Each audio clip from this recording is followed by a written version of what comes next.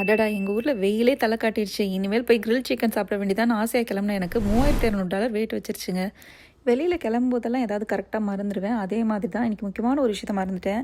அது முக்கியமானதுன்னு சொல்ல முடியாது. ஆயில் ஸ்ப்ரேய மறந்துட்டேன். அந்த ஆயில் இல்லாம கூட அந்த சிக்கன சாப்பிட்டுருக்கலாம். ஆனா நம்ம நாக்கு ருசி இருக்கு இல்லையா? அது கேட்க மாட்டேன்ருச்சு. சரி போற வழியில கடையில வாங்கலாம் அப்படின்னு சொல்லிட்டு வால்மார்ட்குள்ள வண்டிய விட்டோங்க. அவன் ஏகப்பட்ட ஆயில் ஐட்டத்த வச்சிருந்தான். ஒவ்வொன்னா ரிசர்ச் பண்ணி எது நல்லாயிருக்கும், எந்த பிராண்ட் நல்லாயிருக்கும் அப்படின்னு சொல்லி பார்த்துட்டு ஒரு வழியா ஆயில் எடுத்துட்டு வெளியில வந்ததுதாங்க மிச்சம். என்னடா சோதனை அப்படிங்கிற மாதிரி டயரில் பெரிய ஆணி அவ்வளோதான் முடிஞ்சுது. இப்போ ட்ரிப்பு போவோமா போக வேண்டாமா? ஏற்கனவே வீடை தாண்டி ஒன்றா ட்ரைவ் பண்ணிட்டு வந்தாச்சு. இப்போ நம்ம போகிறதா வேணாமான்னு ஒரே டவுட்டாக இருந்தது.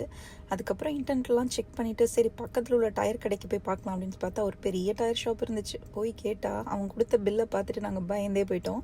அவன் தெளிவாக சொல்லிட்டான், நீங்கள் ஒரு டயரை மட்டும் மாற்றக்கூடாது, பின்னாடி உள்ள 2 டயரையும் மாற்றணும், இல்லை மொத்தமாக 4 டயரை மாற்றுங்க, பிகாஸ் முன்னாடியும் கொஞ்சம் டயர் சேஞ்ச் பண்ணுற ஸ்டேஜில் தான் இருக்குது அப்படின்ட்டாங்க.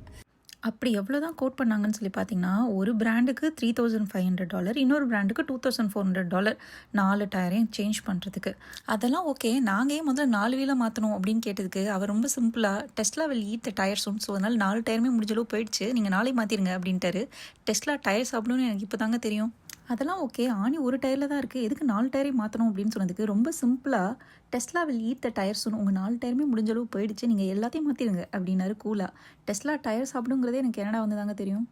நம்ம ஊரில் இந்த மாதிரி டயர்லாம் போயிடுச்சுன்னா எவ்வளோ செலவாகும் அப்படின்னு சொல்லிட்டு கீழே கமெண்ட் பண்ணுங்கள். இந்த வீடியோ பிடிச்சிருந்தா லைக் பண்ணுங்கள், ஃப்ரெண்ட்ஸ் அண்ட் ஃபேமிலிக்கு ஷேர் பண்ணுங்கள். See you on next video. Bye bye.